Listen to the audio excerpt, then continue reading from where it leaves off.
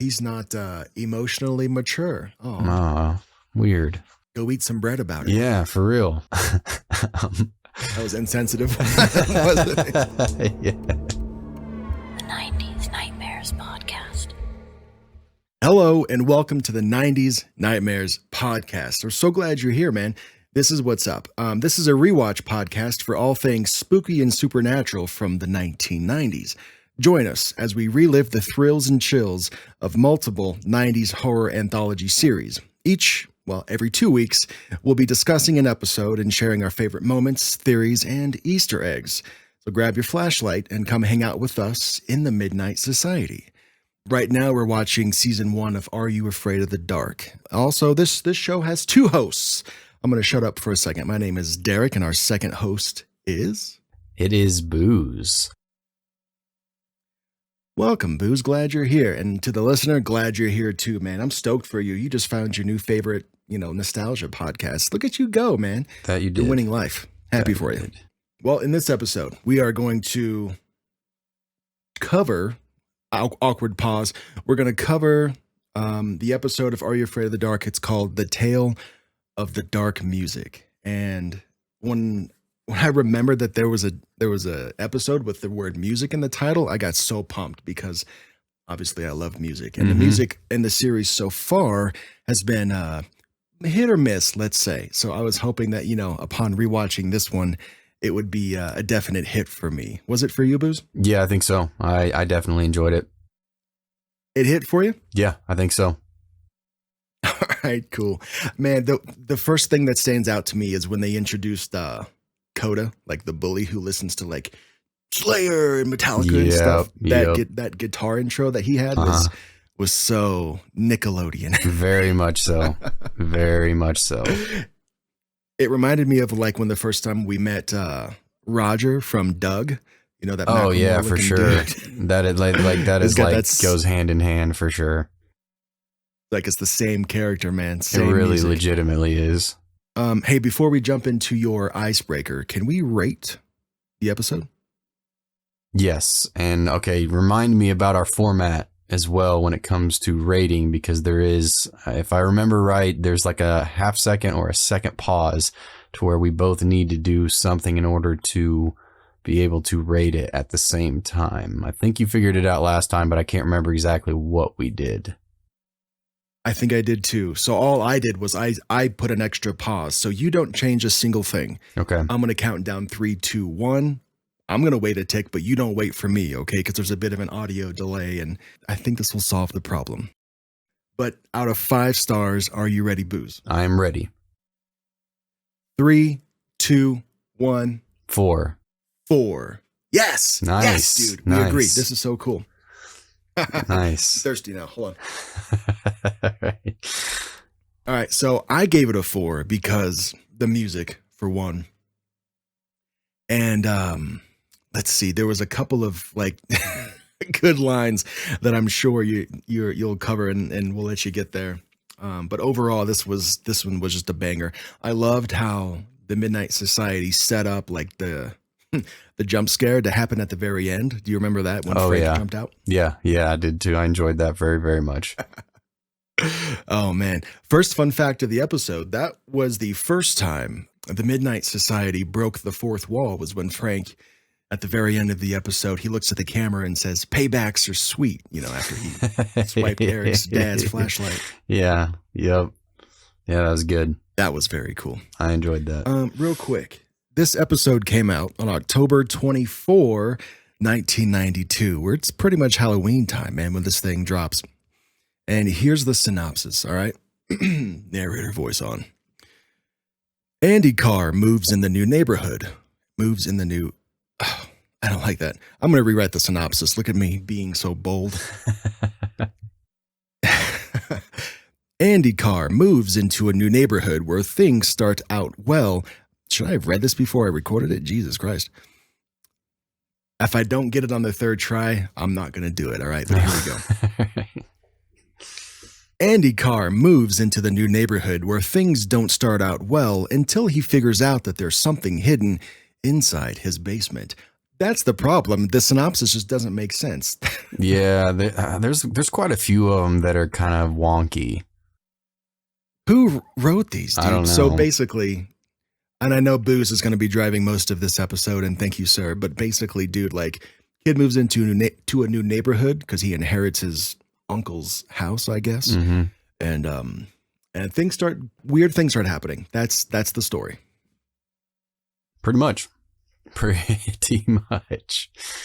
Yeah. Let's break some ice. All right. The one I came up with, which came very quickly to mind, which is, it can be either or. TV, like a TV series or a movie series, or maybe just a one movie. What is a movie throughout, maybe one you watched either in your childhood or in teenage years, whatever you want to call it, that you continue to watch at least once a year today? Ooh. Yeah, The Truman Show. Truman Show. Okay, really? Yeah. I'm a big Jim Carrey fan. I loved him in Dumb and Dumber. Same. I know he wasn't in Wayne's World, but Dumb and Dumber, Wayne's World, those are in my top 2 right there for sure. I loved Jim Carrey in Eternal Sunshine of the Spotless Mind. I don't know, dude. I just like him. Yeah. But I think my all-time favorite comfort movie that I have to put on at least once a year is The Truman Show. I mean, it's a masterpiece. It is a really good movie. It's definitely up there. If I had to pick top 5 Jim Carrey movies, that would definitely be in my top 5 as well, because he is a phenomenal actor. I wish he would have gotten to more serious roles, because that dude can act. He's not just a comedian, he's not just a funny guy. Like Number 23, I'm sure you probably watched that movie too. That's a good movie. Yep, that was very good. That's good, serious Jim Carrey. Have you seen Eternal Sunshine with him? I have not seen that one. Oh, okay. It's another good, serious one. He's, I don't know, it's like I don't want to spoil it, even though it's been out for probably 20 years, but Yeah. Just go watch it. Just go watch it. I won't. I know this is not a podcast about Jim Carrey movies, but Yeah, it's easy to get wrapped That's up in stuff like one of my that though. faves. So, okay, cool. Right on. yes. So that's my answer, is The Truman Show. The music is good, and every time I watch it, I feel like I see something or I hear something that I haven't discovered yet. So many years later, it's just so good, and I'm very happy and relieved almost that they haven't made a second one. Because Yeah. I don't really want to know. You've seen it, right? Yes. So when his boat hits the wall, hits the sky at the end of the movie, and then he takes his bow and he goes to the door, I don't want to know what happens next. No. A lot of the times in movies like that, especially The Truman Show as a good example, is one of those ones where you want the viewer to kind of take it on from there and have their own perspective and see, perceive it however they want to. It can be different from whoever's watching it, from the person sitting next to you, to yourself. And I like movies when they leave you hanging like that, or let you kind of continue on, or however you want to perceive it at that point. So yeah, that's good. It's good stuff.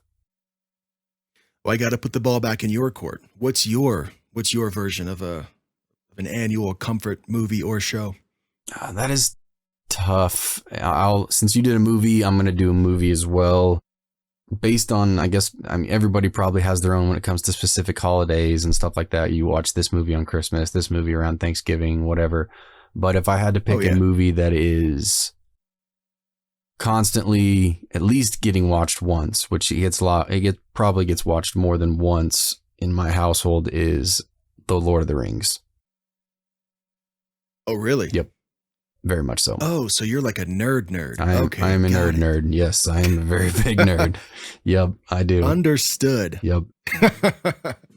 So I know we're all nerds in our own way, and that's cool that you like Lord of the Rings. That's just one thing that I could not, or I just did not make time for. And even now as an adult, I've already latched on to my, my version of nerdy things. And I don't know, I'm sure it's amazing, because the way my friends talk about it and the way it's on your list right now, it's gotta be super dope. Yeah. It's kind of one of those things, you're either into it or you're not, though. Sometimes it's kind of a hard sell for some people because how long they are. Like even the theatrical versions are around 3 hours long. And then me and my friends, we watch the extended versions. So from The Fellowship, Two Towers, and Return of the King, each one of those is anywhere from about 4 to 4.5 hours long a piece.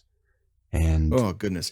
And that's become like the meme where it's almost too intimidating to sit down and start it because I don't have 3 whole days to get through the whole thing. yeah, You know? yeah. Understood. Damn. So do you like other like are you into like D&D and stuff?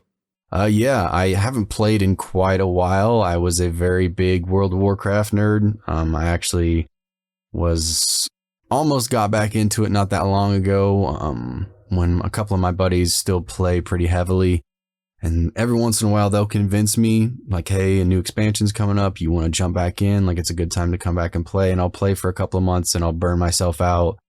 And then I don't play again for 6 months to a year. So yeah, D&D, World of Warcraft, all that stuff. You get like knights, swords, that type of shit. I'm all in. That's amazing. Yeah, that's super cool. Yep. I like the idea of that. I've just never had like a group to sit down and play with. I think me and my wife, we both secretly want to start playing it. We just, none of our friends, at least that we know of, have regular, campaigns or whatever. Yeah, it's a good time. I mean, if you can get a good group of people to be serious about it, that's the problem, is getting people to actually be serious about it and either sit down, or you can even do it, over, there's people that do it, through, like, not YouTube, but whatever, they record on their own, kind of each at their own house and get on Discord or whatever it is and play. So it's sure. Yeah, so it's definitely possible, but you got to be fairly serious about it, and that's the problem. That's why we don't really play, at least in my core group of friends anymore, because we have maybe 1 or 2 guys that are like super serious about it, and then myself and like another one of my really close friends, we're just kind of idiots and have like serious ADD and ADHD, and it's hard to get us to focus and stuff like that. And he's trying to tell a story and get us focused, but we're too worried about being idiots and doing stupid stuff. And he gets irritated. He's like, all right, I don't want to play this with you guys anymore. So it's hard. It's hard to get. This is dumb. I'm flipping this whole table right now, guys. Pretty much. Monopoly. Think about family Monopoly when somebody gets mad and just flips the table. It's that type of scenario. Yeah, for sure. But yeah. Hey, let's talk about the Tale of the Dark music real quick. All right, let's do it. We begin the episode like we do for majority of them with everybody's gathered around the campfire, and we find out pretty quickly that Frank is pissed that Eric left without him because he didn't have a flashlight. And Frank, for those listening, and I'm sure you remember as well, is kind of the tough guy of the group, the one that's always got the cutoff shirt on, backwards hat, looking all cool and tough guy. And now we find out, I think Frank's a little scared of the dark, and which is kind of funny. And Eric's kind of giving him all kinds of crap about it. He's like, "Oh, Frank, you scared of the dark?" And Frank's obviously not copping to it. He's like, "No, I'm not afraid of the dark. You just left me, man. Like, that's not okay. You can't do that." And he's like, "I forgot my flashlight," and all this stuff. So I like the dynamic between the group where everybody's comfortable enough to kind of give everybody crap on a lot of things. Like a couple episodes back, people were giving Gary crap for his stories not being scary and stuff like that. That the stereotypical 90s, like poking everybody for this and that and the other, For sure. I think the writers and the Midnight Society cast, they do a great job of they only have like 2 minutes in the front and 2 minutes on the end to like create relationships and really just set the tone, and they do a really good job with that. So they do. That's cool. And that is when we meet our main character. Well, Eric starts telling his story. This is Eric's story. He starts telling his story, and he introduces us to Andy Carr, which is our main character. And Eric is pretty quick to tell us that his mom and dad just got divorced and they're not doing so hot. And that's why Andy had to get a job to help out with the bills by having this paper route. Because when we first see Andy, he's on his bike, throwing newspapers. And that made me think about whenever I was watching this too, not to get on another tangent really quickly, but one of my favorite old school Nintendo games is Paperboy. I loved that game when I was a kid. And when I was watching Paperboy, I've never heard of it. So good, man. So good. It's just one of those games that I had growing up, and I played the hell out of that game. But when Andy's throwing papers, that's the first thing I thought about was that game. I'm like, damn, I want to go play. Like they have the full like arcade 1-up machines. Have you seen those? Yes. They have a Paperboy one, and I want one of those so bad, but they're like $500. Yeah, I think you just unlocked like a core memory for me because now I'm remembering Paperboy. You're on your bike in the middle of the street, right? Mm-hmm. Yep. And you're throwing papers to, I think, and you have to like avoid cars and like avoid dogs and stuff. Am I Potholes and remembering stuff that like right? that. Yep, exactly. Yes. Oh, wow. I forgot that existed, dude, until just now. Yeah, it's a fun game. That's funny. Yeah, I'm glad you remembered that because whenever I tell people that was like one of my favorite childhood games, like really Paperboy, and I was like, yeah, man, I don't know what it is about that game, but it was so fun. Right. Yeah, it's kind of funny that I ended up being a mailman and loving that game, but it's destiny, dude. Yeah, I guess you've been so. training for this like my whole life. since you were a kid. My whole life. Yep. Yep. Nice. And Eric then tells us they might have actually ran into some luck because his mom inherited this house from some uncle she couldn't even remember. And it shows us them moving into it. And Eric tells us there's two kinds of luck. And you don't always get the kind you want. And now this, not a little peek behind the curtain, me and Darek were talking, or we shoot text messages back and forth. And we're like, hey, we got these. Usually Derek's on top of it. He'll be like, hey, we got these 2 episodes this week. Which one you want? And most of the time, I'm not too privy to which one, I'll do either one. And so I'm like, choose one and I'll do the other. And he said, I got Prom Queen.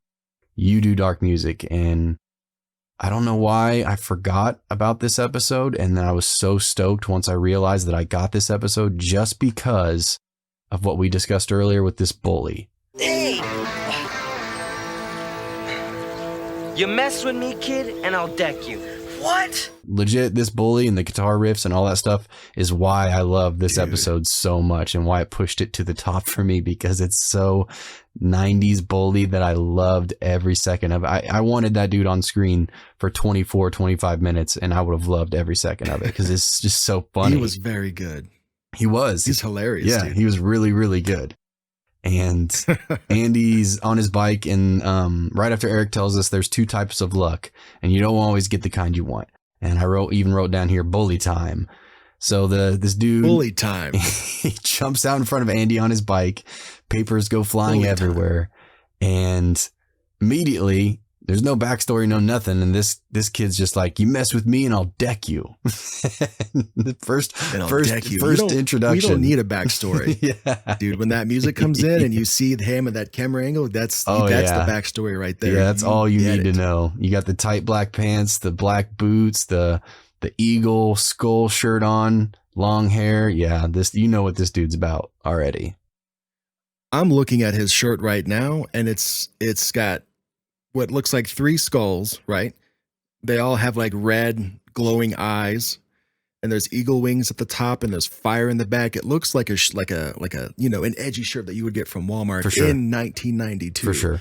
Because it's not, they probably can't wear an Iron Maiden shirt. No, anything like that. But they can go to the Walmart and just get something with a bunch of skulls on it real quick. Yeah, I mean, it is the same exact shirt. It just doesn't say Iron Maiden on it. That's all it is.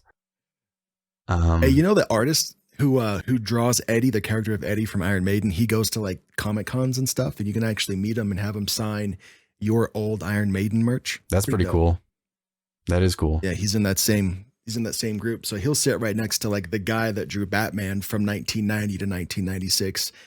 There's him, and then right next to him, there's the guy that drew all the Iron Maiden logos. I have a feeling, and I could be completely way off on this, but I feel like he's probably not getting the attention he deserves either. The artist? Yeah. Or is he getting a lot of people lining up? The crowd that attends these big comic conventions, at least, they're very diverse. So you'll get like the 50-year-old, parents that are there to, I don't know, I guess, like let me think for a second, that are just there to have a good time because they've been going to comic book conventions for so long. Right. And that's where like a lot of their friends, that's like where they get to see their friends once a year, twice a year. So that's like their social thing right there. And then they bring their kids when they're old enough. Okay. And that when makes I started sense. going, it was, I started going for like costumes and stuff. And like, I would wear a bunch of costumes and I would just go for that. So the crowd is so big. Yeah. I mean, I don't know. I feel like he gets a good amount of love there, Okay. Well, good. I'm glad that is the case. Yeah. not everybody is for everything. Right. Or other way around. Not everything is for everybody. But Right. yeah, I'm sure you know what, at the end of the day, he's getting paid. That's true. So, he's getting paid no matter what. So he probably just sits there and, even if he only gets 10% of what he should be getting, he's still getting paid no matter what. So. Yeah, they're still paying him just to sit there all weekend. Right. Right. That's true. All right. Well, jumping back in here, Coda, which we don't find this out until later on. I didn't find this out until like way late in the episode that is what his name is. But Coda the bully also tells Andy, he's like, everyone was happy when your nutbag uncle kicked it. Then you had to show up. And Andy's like, hey, I never even met the guy. He's like, he's like, you're his family. It's the same thing. And then he's like, he hits him with another good one. If you get in my face again, your history. Your history. Damn. Yeah. You're in the books, pal. Yeah. And Andy's like, who are you? And he's like, I'm your new neighbor. Welcome to the neighborhood. And then as soon as that happens, you get a nice exit guitar riff and Coda walks off. And I'm like, oh my God, why'd you have to leave? Please just stay here and keep hitting these dudes with your history and stuff like that. Cause I would have loved every second of it. It's so good. Good Lord. So good. Not long after, the next scene after that is Andy, his mom, and his sister all sitting in the living room, and his mom needs him to go to the basement to get the ladder so she can help, that'll help her put the blinds up. And you probably didn't notice this because this is a kind of an ongoing thing with me where I notice weird, wacky shit that nobody else is probably noticing. But Christina, the sister, is playing video games or watching TV, and she's just eating a piece of bread. There's nothing on the bread. There's just this big giant piece of bread and just eating this piece of bread. And I'm just like, that looks really dry and really gross. Why are you just eating a piece of bread? You're right. I couldn't tell you what she was eating. I didn't even know that she was eating, dude. Yeah, I don't know why I focus on weird stuff. And in this episode, that is one of the stuff that I focused on, at least in that scene. That's so funny. So like when you go to like catch a movie with like the fam or the friends or something and everybody's looking up here, are you like looking down at this corner going, what's down there? Occasionally, yeah. Like I said earlier, why is that rock shaped like that? ADHD thing kicks in. Like, and I love to people watch too. Like I just watch people. I don't know, as creepy as that sounds, I don't know if you people watch at all. Like it's like looking, I'm so awkward and stuff, but I still like watch people and like, oh, and I'll create scenarios in my head of like, this guy's talking to this person about this, and I'll do voices and stuff for him too. And my wife's always just like, "You're an idiot. What are you doing?" It's like, yeah, that's so funny. Does that annoy her, or does she like secretly think it's kind of funny too? She usually just laughs and shakes her head, and that's normally the steps. And she's like, "All right, well, awesome." Yeah, that type of thing. That's hilarious, man. Yeah. Anyway, back to the episode again. Oh, right. Okay. Andy isn't feeling, and Andy immediately we let us know, like it's oh man, I got to go to the basement. I don't know. I don't want to do that. And he starts heading towards it, and the creepy music starts once he starts heading towards the basement. And I don't know if you remember this scene with this music or not, but I wrote down because I really liked this music, at least leading up to him opening up the door and then heading down into the basement. You know why you like the music? Because Judy Henderson and Ray Fabi, they did it together. Yep. They kill it every time, man. They really do. That's the dream team. Yep, it is. Every time they're together, the music is always so good. 100%. I'm stoked that they were on the actual music episode. That made me very happy. Yeah, it makes sense. Andy gets down into the basement, and he's like walking around and looking at stuff and trying to figure out where the ladder is. And Are You Afraid of the Dark? The directors, the way they write, it's not even foreshadowing. I've said foreshadowing in the past, but it's not even foreshadowing. They're straight up just telling you what's going to happen. Yeah. It's like they pan in on the old wooden door. They got no shame in telling you what's going to be the focal point, or at least the big bad in this episode. Mm-hmm. And he went down there for a ladder, but doesn't get the ladder. For some reason, he asks for some light, even though he's scared. So his mom turns on the light, and once the light gets turned on, then this old radio turns on as well. And I'm not really sure what he's looking through or sifting through at the time. I can't remember, but the whole time I'm thinking like, you were scared to go down here. You were supposed to get a ladder. You still haven't gotten a ladder, and now you're no longer scared, but okay. And he starts messing with the radio, and he finds like a decent station that's actually not like skipping and fuzzy and crackly and stuff. And music starts coming out, and the door behind him, like the knob or whatever you want to call that, starts to shake pretty violently. That oddly shaped latch. Yeah, whatever you want to. There you go. Latch is a better word than knob, because that's not really a knob. It looked like a knob. Yeah. So let's talk about how just nasty the little sister Christina was, dude. What a spoiled little thing. Throughout the whole episode, and the mom was just letting her rule the roost too. She's not saying anything. Christina, the sister, would be like, "No, I don't want to do that," and then she just look at Andy and be like, "Andy."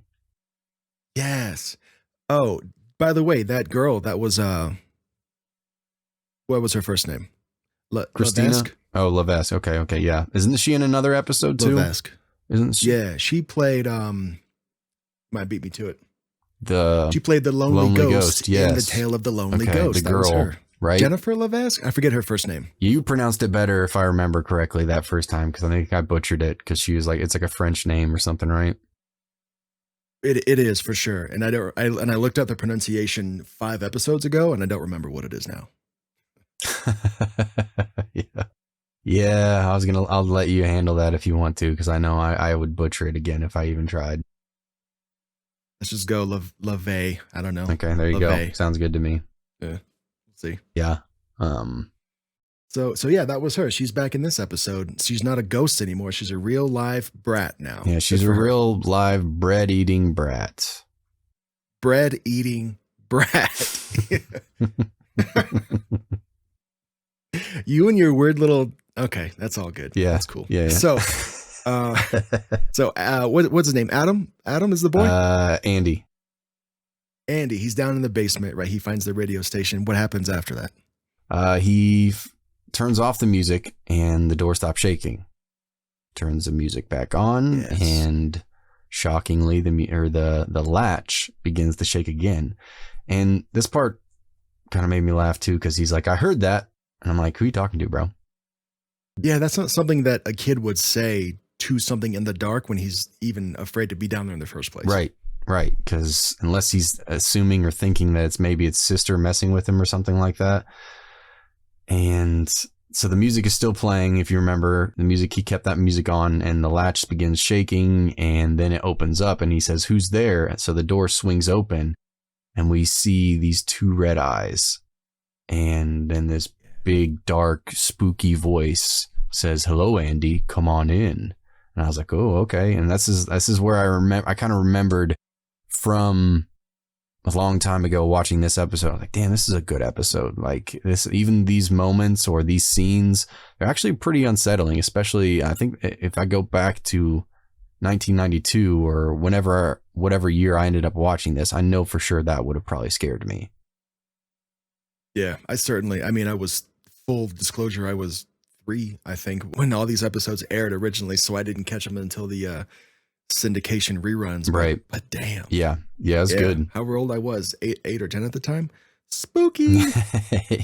Yeah, I agree. Andy screams, runs, and knocks over the radio as he goes back up the stairs. And we watch that old radio like falls off and breaks and shatters. The music stops, and so door slams, whatever that was, goes back inside there. Yeah. And right after that, we go back to the campfire, and everyone around the campfire seems to be enjoying it. Like, ooh, spooky. What's going on? Like, okay. And then they all notice that, where's Frank? Frank seems to have bailed. Like, oh man, Frank got scared. Or I think Gary's said something like, oh, well, he'll be back. Don't worry about it. And he left his bread at his house. Yeah. He needed to go grab his loaf of bread to come back, Yeah. Then Andy brings his mom and his sister downstairs, telling them what he saw and what happened. I wrote this down too, because mom ain't effing around. She got pretty serious pretty quick. She whips out that hockey stick and she's ready to go. Oh, after the fact that she was like, it's probably a rat. It's just a rat. Get over it. Right. And then when she goes to like defend herself, if she really thought it was a rat, she would point that thing to the floor, right? Yeah. She But had no, it unless she was trying to hit eye level. Splinter. You know, I don't think she's gonna be getting anything. You know, 'cause she had that thing way up above her head, and like unless she's gonna get that rat for sure. Because I don't know. Yeah, but she was not How big effing is that around. rat, It man? must have been a pretty big boy. Have we gotten to the point of the story where Andy asks Mom what happened to his uncle? We're getting close. We're getting pretty close. Okay, I'll wait.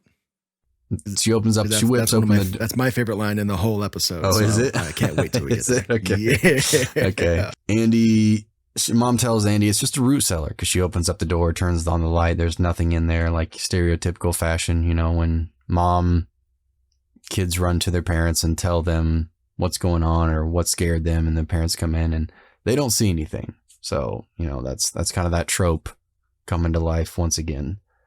And we get a little backstory with Coda the bully next, where he's scrubbing his steps outside, and we can safely assume that it's his dad, walks up, and he's got a nice sandwich in his hand when he went up there too. He said, "Oh, that's 2 pieces of bread, dude. We were all this at least. This episode's all about the bread." Nice. Yeah. And as he's scrubbing these steps, his dad comes up. He's like, "Don't give me no lip. You want an allowance? Earn it." You're gonna earn it. Yeah. Got them like sweet. He's got some sweet pants on, big gut hanging out over his pants and everything like that. Got a sandwich in his hand. And I was like, "Oh yeah." Yes, you know that dude has like a flying V guitar. Oh, for sure. He practices headbanging with in his bedroom. For sure. There's no way he doesn't. Absolutely. There's probably a graveyard of broken and empty beer cans laying right underneath it too. Oh, for sure. Yeah. Kind of makes you feel bad for Coda. Yeah, in a way, because he's probably one of those, unfortunately, one of those bullies that probably doesn't have a very great home life, or he's being mean to kids because he's getting his dad's mean to him at home or something like that, that kind of thing. Yeah. He's not emotionally mature. Oh, weird. Oh. Go eat some bread about it. Yeah, for real. That was insensitive. Wasn't it? Yeah. Aww. Yeah. Aw. So Andy's back on his paper route. He's throwing papers. And this scene kind of threw me off too, because when you're throwing papers, at least if you want to be halfway accurate, you're probably at least looking up to see where you're throwing this paper onto what porch or what yard. But somehow he doesn't notice that it's the porch of Coda the bully, and he turns into Tom Brady, bounces a paper off the door and hits this bucket, and it soaks Coda the bully. Which was satisfying, because I thought it was just going to hit Coda in the head, and I was going to be like, oh, womp womp. But no, I went through that whole series of back and forth events, and then now Coda's all wet. Way more satisfying. Right. I think so. I feel the exact same way. I think I like that much better. Yeah. Cue badass electric guitar music now. Absolutely. I wrote almost the exact same thing. I wrote in quotes, "Chase time, cue the guitar music." Chase time. Bully time was on the last. Bully time was last time. Act. Chase time is now. It's time for the chase. Chase time is on, baby. Yeah, Andy's running from Coda, but the front door is locked, so he runs into the cellar and locks the door behind him. Yeah. And I think Coda like pulls on the door, and he's like, he's like, "You can't run forever. You can't hide forever. I'll get you eventually." Something to that effect, like screaming things like, "Let me in, I'm gonna kill you." Yeah. As if Andy's gonna be like, all right. Yeah. Oh, you know what? I wasn't gonna let you in, but now that I know that, here you go, bro. Come on in. How rude of me. Yeah. Come on in. Yeah, let's go. Yeah. And then Andy's back in the basement again, and he hears some noises behind him, like around this chair and a bunch of other stuff. And he kind of goes to investigate, and his sister ends up jump scaring him. I wrote, Christina's kind of gangster. She's not afraid of the cellar at all, and she's just playing in the basement alone, because he asked her, "What are you doing down here?" She's like, "Just playing." Mm-hmm. Which is very gangster. Mm-hmm. Very much so. Just playing. I don't know if you did that as a kid, but myself, I probably wasn't hanging out in the basement in the dark just playing by myself. We did not get a lot of basements until later in life. Okay. But no, anytime I was playing, it was always in a well-lit area above ground. Absolutely. Absolutely. Yeah. And the next scene is what you're talking about earlier, where they're all in the living room again, and Mom and Andy are having a conversation about who her uncle really was. And Andy's drawing a picture of the door on this little sketchbook. So seems like he's really infatuated with this thing, even though he's scared of it. Like you do. Yeah. Draw pictures of doors with latches. Mom lets us know that Uncle Niles never left the house, but somehow he got filthy rich. Don't really know much more about that, but the neighbors didn't like him, stuff like that. That just sounds like every introverted content creator's dream. Yeah, I was going to say, I'm kind of envious of Uncle Niles because I'd be cool with almost never leaving the house and getting filthy rich. I can do that. Yeah, sign me up. Yeah, I'll do that. I'll do that, no problem. And Mom then asks Christina to go change the clothes in the basement. And what do you know? Christina's not going to do it. I can't remember exactly what she says, but she pretty much just says no. I'm so surprised. Yeah. And the way again, here's another weird quirk that I noticed too. Did you notice how she was holding that game controller? It bugged the hell out of me. Bugged the hell out of me. Of course I'm like, not. why are you holding it like that? No. She's like holding it like, oh, you can't see what I'm doing right now, but she's like holding it at the top. Like, I don't know. I don't even know what kind of controller that was, but the way she was holding it drove me nuts. Instead of focusing on the bread, now I'm focusing on the way that she holds a gaming controller. And she refuses to go down, and Mom doesn't really fight her on it. She just immediately kind of looks over what she's done in the past and looks at Andy and pretty much tells him, hey, Andy, please go do this. You got to go do this now. Your sister won't. And Sister's the younger one, right? Yes. Okay. What was the line that you were talking about? Because I don't think I even wrote it down. Okay. Andy goes, whatever happened to Uncle Niles? How did he die? And then Mom goes, oh, he just stopped living. Oh, yeah. That was the explanation. You remember that now? Yeah, I do. I don't know why I didn't write that down. That was so stupid. Yeah, there was, like for a kid's horror show, how much detail can you go into other than, oh, that's why he died. He just stopped living. Oh. Okay. Yeah. Oh, okay.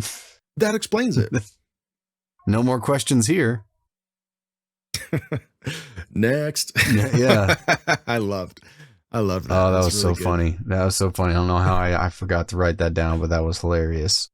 Well, you were looking at old girl's Game Boy that's hands exactly. whatever, That's what it was. I was too focused on Christina and not Bread this time, but the way she was holding a gaming controller. What is she holding? Yeah, like, what are you doing with that thing?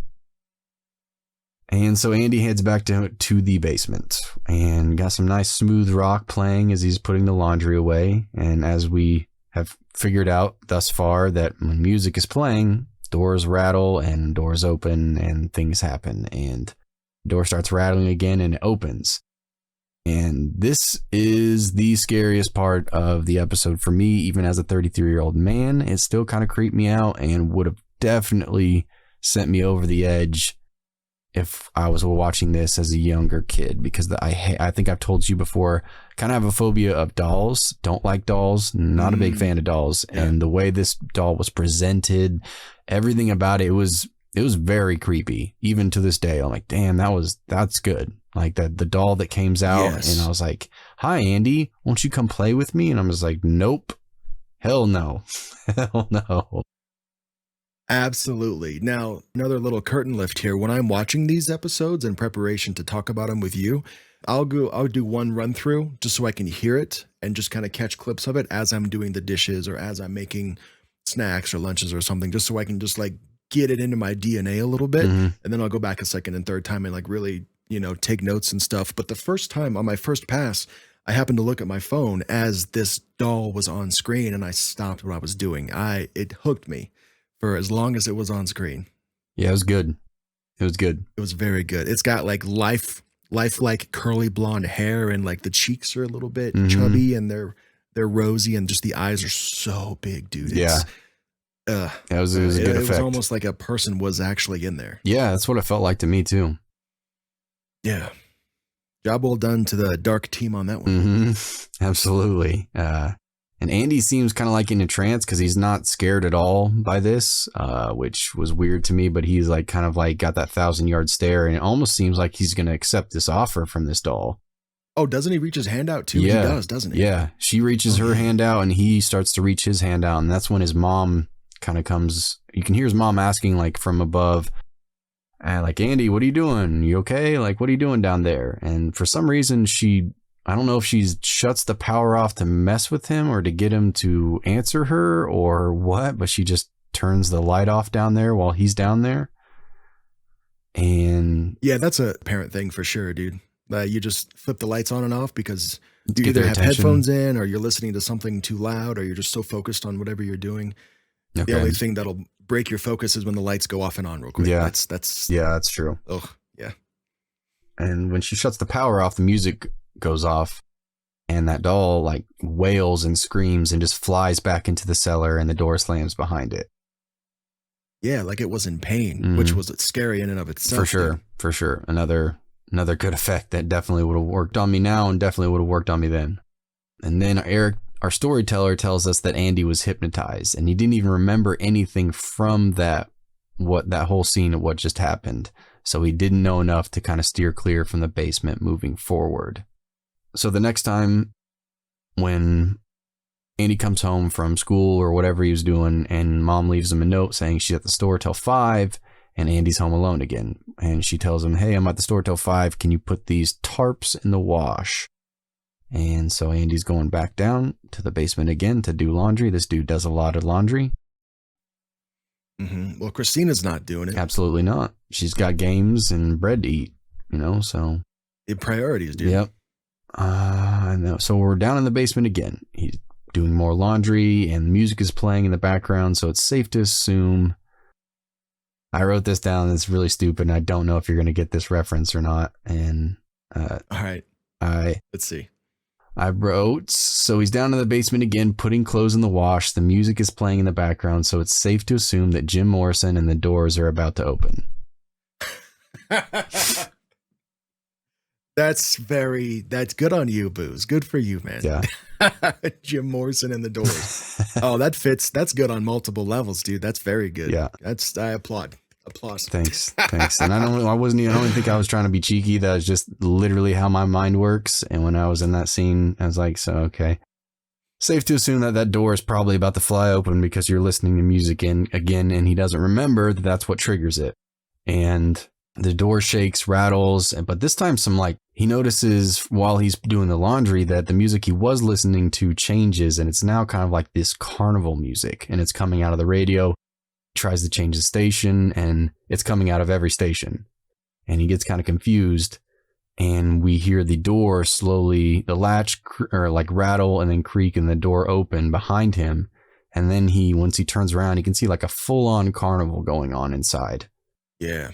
And when that carnival barker popped up on screen, I almost wanted it to be Aaron Taggart, who was Zebo from a few episodes ago. That would have been a really good. My brain really was like, move. how come it's not him? Right. He would have been perfect for that. Yeah. However, that dude who was in this episode, Carnival Barking, he comes back in a couple of episodes from now. So we'll see if we end up liking him or not. Okay. Sounds good. The Carney invites him inside, and Andy again almost falls for it when he kind of starts slowly approaching. And the Carney grabs Andy's arm, and then it quickly flips to just a skeleton grabbing him.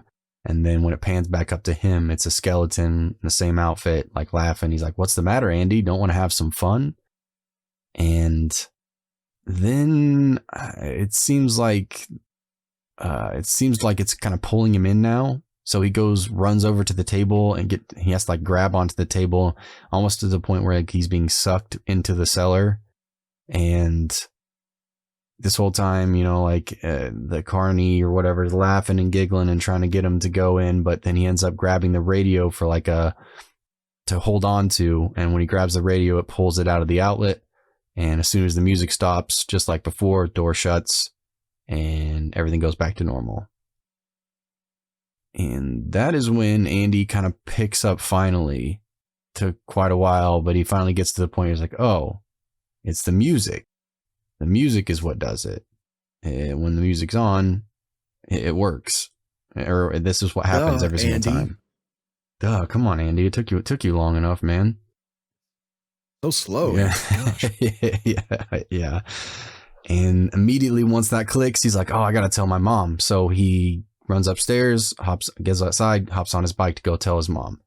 And what do you know, runs into Metallica Man again as soon as he like comes on, like he hops on his bike and like half a second later, dude jumps out in front of him. Yeah, Metallica Man. He was outside waiting the whole time. He was, dude. He was ready. He's ready. It's decking time now, right? Is that what you wrote down? Yeah, I was like, he gets decked a few times. He does, dude. And they didn't even like try to like cut scenes or like imply that he was beat up. He straight up took several shots. Yeah, he took some blows on camera. Mm-hmm. Yes. And he wasn't even like, he was like, no, I got to go see my mom. And he wasn't even like, upset. It was almost like he was, you'd think he would cry. Like, because most kids, when you're getting beat up, they're Like, if you've ever gotten hit in the face, even as a grown man, like your first instinct, especially if you get hit like directly in the nose, like your eyes start to water and everything. Like, so I'm impressed that this dude didn't cry at all. He's just more worried about going talking to his mom. Does that just like speak to his toughness? Is he like an actual badass and maybe he can take a shot straight to the face and just be like, I have something to do. Excuse me. Yeah. Yeah. That's what I'm going to tell. That's what I'm going to say for Andy. I'm going to give him some credit. Good for him. Well, but he's still afraid of the dark though. Well, we all have our stuff. Yeah. We're all afraid of something. I'm afraid of bears straight up. I have no idea what to do if I see a bear in real life. I know you're supposed to like play dead, I think, or be bigger than the bear. I can never remember, but that's the thing that I'm scared of. That's a pretty solid thing to be scared of. Yeah. Imagine a bear wearing a knockoff Iron Maiden t-shirt. Oh my gosh. Wearing black skinny jeans. Wow. Terrifying. Very, very much so. The bully throws his bike in front of this big truck that drives by, obviously ruins his bike, and got the cool scene where I'm sure you've seen it in cartoons and other movies where a bike or something gets ran over, especially a bicycle like that, and then it just has the wheel come rolling into the camera. And how Looney Tunes was that? Yeah, man? that's I was like, oh, that's so typical, so perfect, right? The wheel just came. Like, oh man, good for them. Though. I'm glad they did that. No, I liked it. I was into it for sure. And I don't know if you noticed this too, but I wrote this down. But he's got a nice like cool scorpion shirt on now. Oh, does he? Oh, no, I didn't take note of his wardrobe change. I'm sorry. Yeah, I mean, everything is exactly the same other than there's no more skulls and now it's a scorpion. Cool. And then he tells Andy, now you got to deliver your papers by foot and you'll never get away from me. And then cue the guitar riff exit again. Now you've got to deliver your stupid papers by foot. That's right. And I remember this scene in particular. It was striking because you got to see like the camera was low and Metallica Boy had his legs spread like real wide. Yeah. It almost made like, you know what I'm talking about. It's hard to explain, but like Andy was in the shot between his legs and it was just so like such a powerful, stance and angle. Yep. Yeah. I remember that for sure. Yeah. And then after Coda the Bully leaves, Andy is sitting on the porch and we see kind of this metaphorical light bulb go off in his head. It seems like he gets kind of an idea. And then we go to like a montage scene with him going down to the basement, putting these giant speakers down there, locks the basement door, and then we see him put like a 2x4 into a newspaper and then bands it up with a rubber band. And this is I wrote this down. This is my favorite line in the episode when he's like taking the paper and like hitting it with his arm, or taking the paper in his right hand and then hitting his open palm with it, and he's like, "Howdy, neighbor."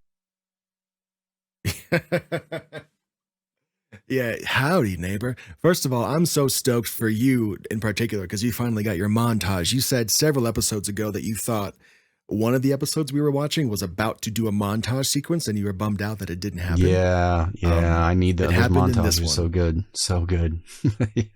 Another thing, another cog for this. Is gonna love this. Yeah, absolutely. Another thing to push this episode up for me. So, and then The next scene we see is the bully is still scrubbing these steps. I don't know how dirty these steps are, but he's been scrubbing them for quite a while. This part, dude, I almost fell out of my chair. I was laughing so hard. When he pegs him in the head with that wooden newspaper and it does absolutely nothing. Like even if it's softened with a newspaper, getting hit in the head with a 2x4, like a piece of wood like that, dude, that is gonna hurt really bad. And he's just sitting there and it's just like claps him right in the forehead and he's just like nothing. It doesn't affect him whatsoever and he's just ready to go immediately. Just a little bonk, man. It's almost like they forgot that they put wood in there or something when they shot the scene later. Yeah, exactly. So weird. Yeah, like I was gonna say, like that's just straight up assault, but then so is Coda punching him in the face. Yeah, so, yeah. Whatever. You know, it's all good. Right. It kind of deserved it at this point. Andy actually delivered a pretty good line to him. I thought it was pretty good where he's like, when you're done, come clean my house too. You make a good maid. Oh yeah, that's right. So Physical donked him in his noggin, and then he like talked shit on him from while he was on a stoop, and then he was like, all right, cool, now he's gonna chase me. Yep. Chase time. that was his plan all along. Yeah, exactly. And he's smart. He is. And he's tough and smart. He is. So the bully starts chasing him, and Andy seems like this is part of his plan because he obviously knows what he's doing, and he chases him around the house, and then Coda sees that the cellar door is wide open. He's like, oh, I got you now. And as soon as he jumps down into the cellar, Andy whips out from his hiding spot behind the door, shuts it, puts like a broom or something in between there to where he can no longer get out. And then if you remember from the montage earlier, he locked the basement door from up inside his house. So now this dude is locked in the basement. Yeah, he got home alone. He sure did. And Andy goes in, kind of still talking a little bit of smack to him. He's like, oh, what's the matter, Coda? And this is where I did find out that his name was Coda, because this is the first time he says his name. And Coda's still, making his typical threats from down there. I'm going to kill you. I'm going to get you, like stuff like that. And Andy flips on the power and those music starts blasting from those speakers that he put down there. And immediately that door starts rattling, and it rattles super hard and violently. And this is the first time we actually see it glow red. It glows completely red, and it swings open, and we see Coda start screaming, which is still drowned out by the music and everything like that. Yeah, and I love the way they made it look almost sync up to where, like, when that guitar hit that high note, it zoomed in right on his mouth as if he was screaming and just holding it. Mm-hmm. I thought that was very cheesy, but also it worked. Also, like, it worked. What else are you gonna do? Yeah, no, I liked it. Again, that was another scene I was super into. I think it worked really well. And just that all red everything was very effective as well. Mm-hmm. There's a running joke in my family where, like, at around Halloween time, all the people that live in the neighborhood, they'll put their coach lights. They'll just be red coach lights, right? Because it's spooky. Oh, yeah, for sure. Which, for me, I guess maybe it's a 90s thing, but red lights, terrifying. Maybe it's from this episode, and I just repressed it. Maybe. So I'm like, yeah, that makes sense. It's Halloween time. Put red lights on your house. Perfect. And then when Christmas rolls around, they're red and green, right? So now the joke is, oh, that house is half terrifying. I'm not going to look at that side of the house. So only this side. Whenever we're like cruising around the block trying to get like the smallest one to go to sleep or something, yeah, and we see a house that has a red and green light, it's half scary. Hilarious joke. I know. I'm so glad I shared that. No, it's good, man. It's good. All right. You were saying? Sorry. No, you're good. Then after that, Andy goes down to check on him. He's like, that'll teach you to mess with me again. He's like, if you come out, like, I can't remember exactly verbatim what he was saying, but he goes down and doesn't see Coda at all. And instead of finding Coda, he finds like a brand new bike just sitting there. Yes. And he turns on the radio, and sweet ass yellow bike. He's got the new whip, dude, and that thing is nice. That thing's sleek. It looks, it's got everything but a bow on it at this point. So it's probably got all 9 gears too. I'm sure it does. And he turns on the radio, and now the door opens back up, but it's blue now. The light emitting from it's blue. So, and that voice we heard at the beginning of the episode comes back again and says, "It's yours, Andy, and I'll give you anything you want, just like your uncle." And Andy's like, "Who are you?" And then he just repeats himself pretty much and says, "Anything you want." You only have to do one thing. He's like, feed me, feed me. Feed me. Yeah. And that was a pretty good Give effect me your too. best feed me. Yeah. That was pretty good. Feed me. Feed me. I can't do it. Yeah. And Very cool.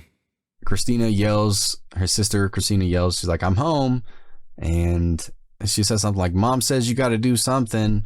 And then this is where... Yeah, she says, you got to make me dinner. Oh, yeah, and that's it better what it is. be good.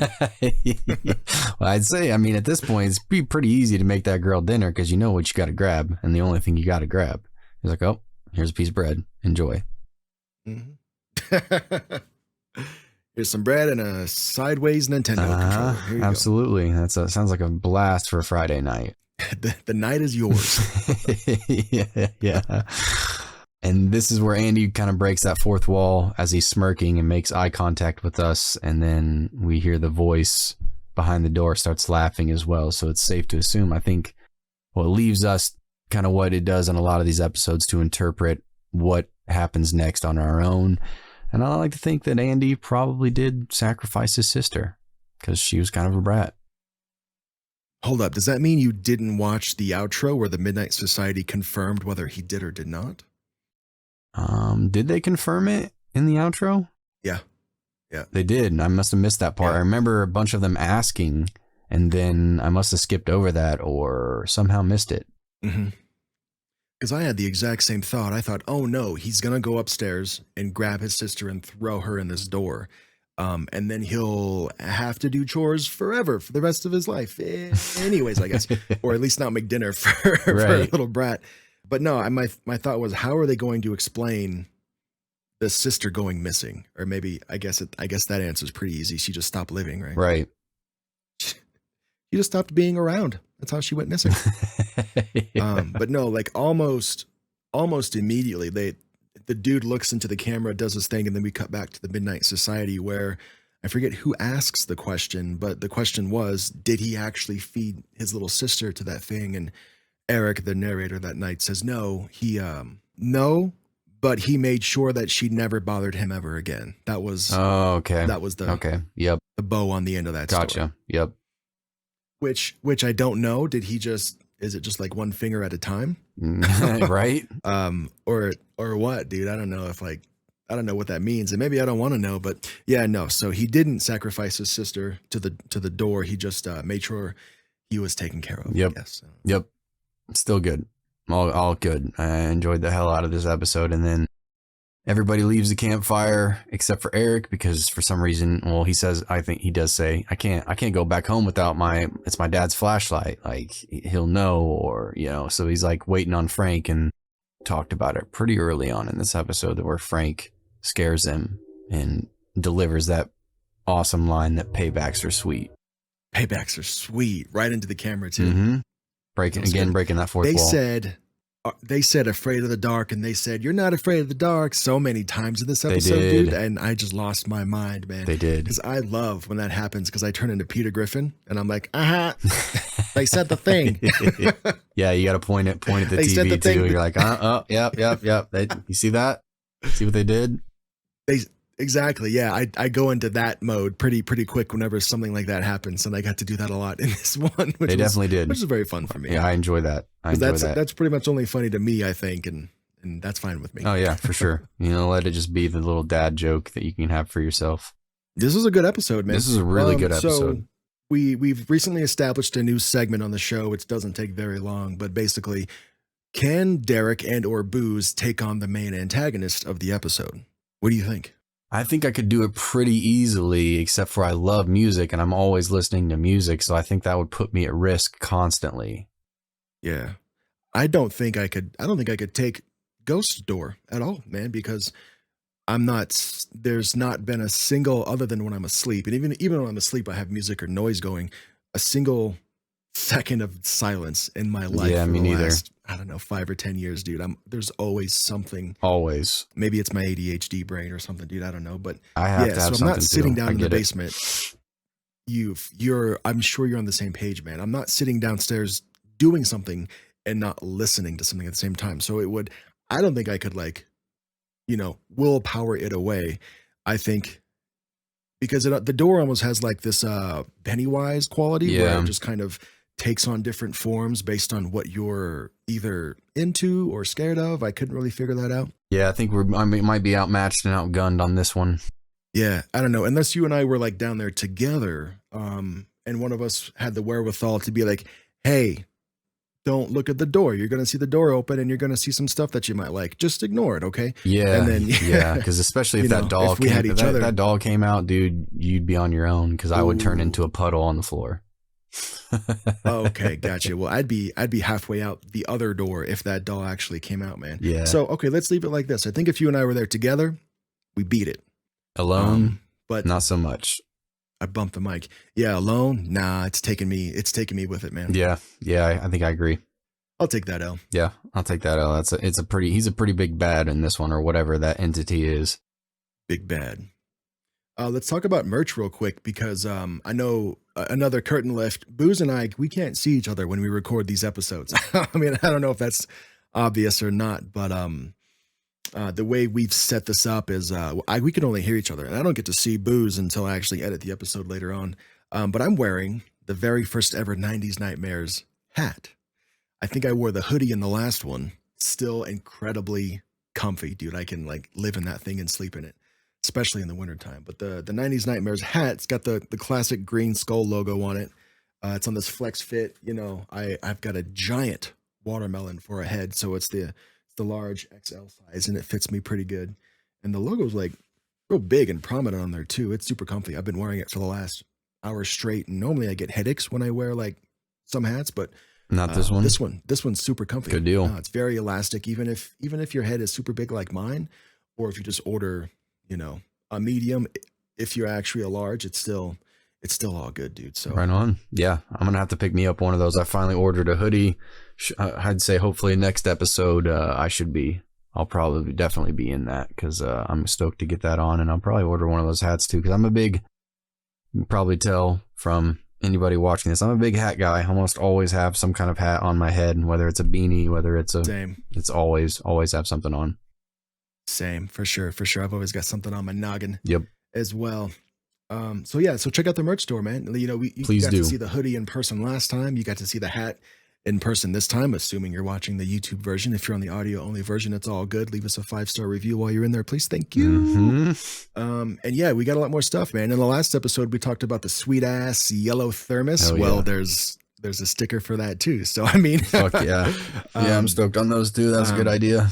Absolutely, dude. And I don't know, man. I would like to think, you know, that maybe there's a custom piece of merch to be pulled from every episode if we're so lucky, but I don't know. I think we can at least probably from our favorites. I think it's safe to say we probably might end up finding whether that's a sticker or something in the near future as we go along here in the series, like nice little throwbacks to some of our favorite episodes. So Yeah, just some little inside jokes, man, just between me, you, and the community, dude. Because, you know, I'm going to get that sweet ass yellow thermos sticker and put it on one of my thermoses as well. And now the merch store that we go through, they don't actually have yellow thermoses. I couldn't find a single one that does, but you know, there is a yellow sticker.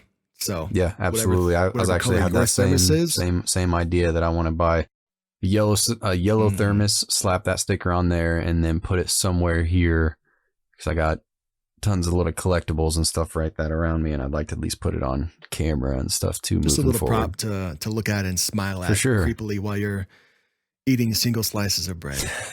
Yep, exactly. All right. Well, Booze, anything else before we go, sir? I think that should do it. All right, man. Thank you for your time. To the listener, we appreciate you so much for being here. Thank you.